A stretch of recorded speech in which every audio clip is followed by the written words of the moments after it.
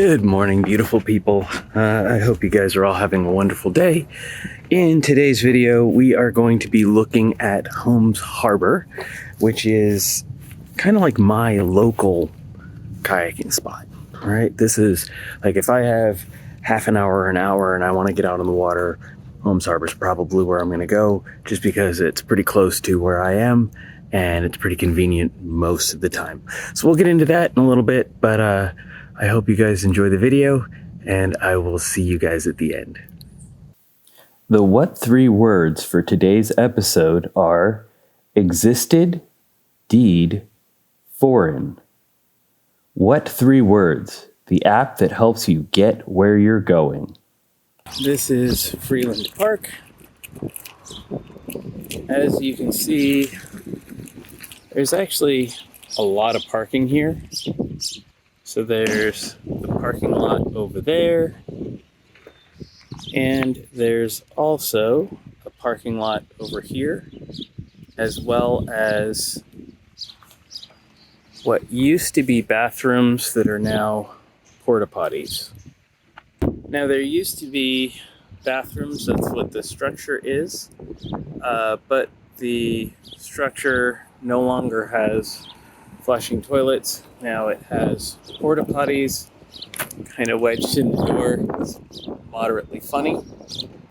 There's also a playground for small children and some benches and other park amenities. As you can see, it is low tide, and this site is very tide dependent in terms of ease of launching. Now you can, at low tide, drive your vehicle down boat launch, which will get you substantially closer to the water. The problem that I've had here is that the sand is really loose, and you tend to sink in once you get onto the sand and off of the paved area.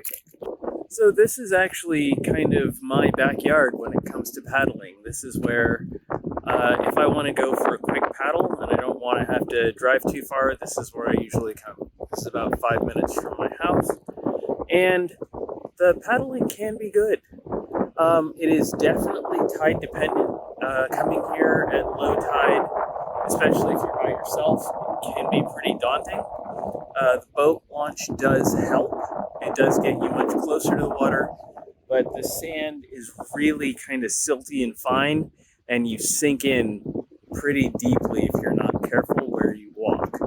There's also a lot of shells here, and those shells kind of pile up on the beach, so when you are launching, you do end up with some dings and scratches from the shells and stuff like that, which can be a problem. But all in all, it's not a bad place to paddle. The views are pretty decent. In the afternoons, there can be a pretty strong onshore wind, and that's because of convection currents caused by the sun.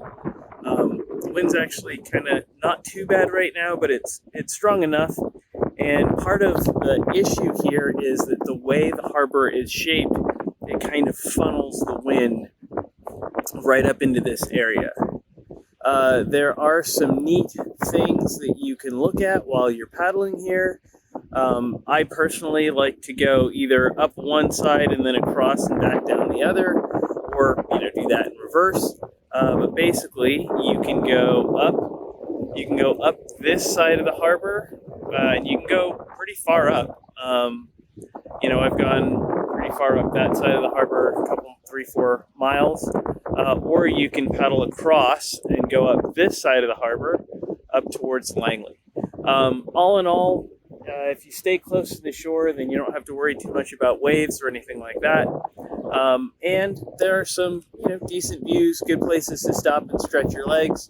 On that side back over there, there are some docks where you can kind of paddle up, get out on the dock, stretch your legs, or there's also the beaches, pretty much anywhere along here. A lot of the beaches are private, but I say by the time the cops get there, you'll be long gone anyway. So somewhere up there, there is an eagle. And if you're coming to Whidbey Island and you want to see an eagle, this is one of the places where you might see them. Now, if you do come out here and head out for a paddle, the views are pretty nice, the water's pretty nice, and you will probably see a lot of seals. I have seen sea lions and river otters, oddly enough. One thing that is kind of nice about this spot is if you pull up and park right along this edge here, you've got this nice soft grassy area that you can unload your boat onto. There's also a nice short little path right there that takes you right down to the water, so you don't have to carry your boat that far. Now again, that is at high tide. At low tide, you're looking at heading all the way down the boat launch, which can be a bit of a trek, or you can drive down and unload your boat at the end of the boat launch.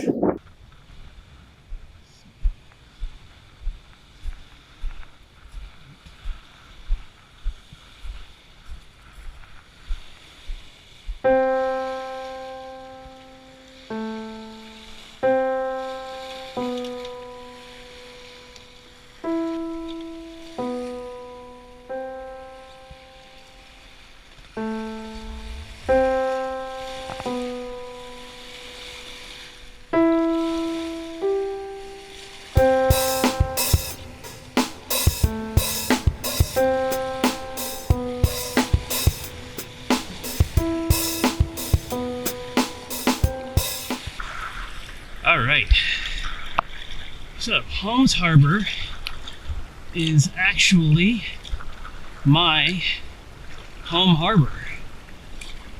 If I'm going for a quick paddle and I don't want to think about it, this is usually where I go.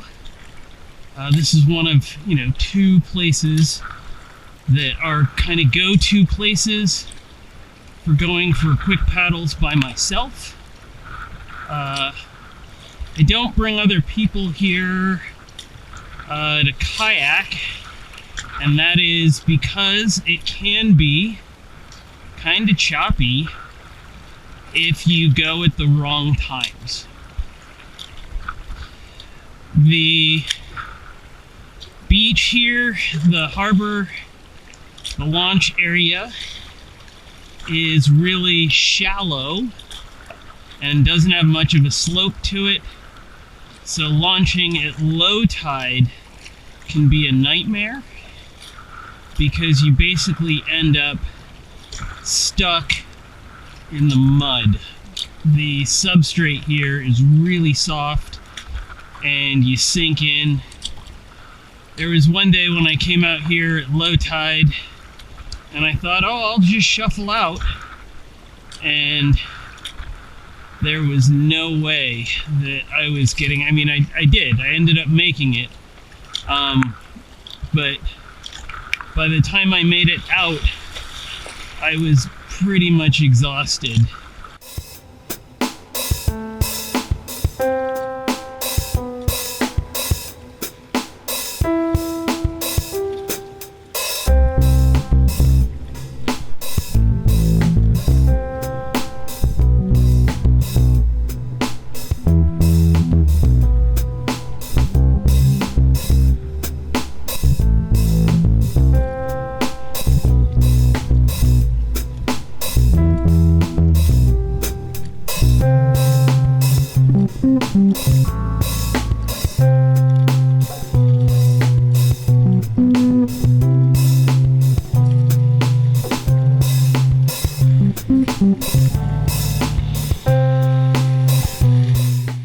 A frequent problem here in Holmes Harbor is red tides and fecal-form bacteria.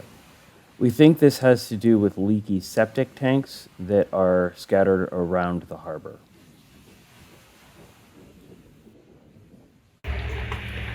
If you haven't seen one of my review videos of launch sites before, I rate the launch site based on a couple of different categories, and then I give it an overall score. So, Holmes Harbor, for parking, it gets a 4 out of 4 points, and that is because there's two rather large parking lots. There's parking for boats, for cars with trailers, and it's pretty easy to find parking there, even during the busier times, as well as there's some soft grass next to some of the parking, so you have a good place to stage your boat, to get your stuff out, and to get all settled. For load in and load out, this is really tide dependent. Now, at high tide, it gets a 3 out of 4 points. It is dead easy to get your boat from your vehicle out into the water.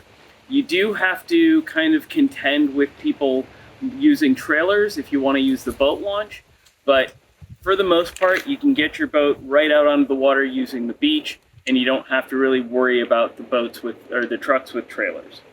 For reliability, Holmes Harbor takes a big hit. Unfortunately, it is really tide dependent, and the substrate, the sand there, is really soft. So at low tide, you can't just carry your boat out to where the water is and walk a little further.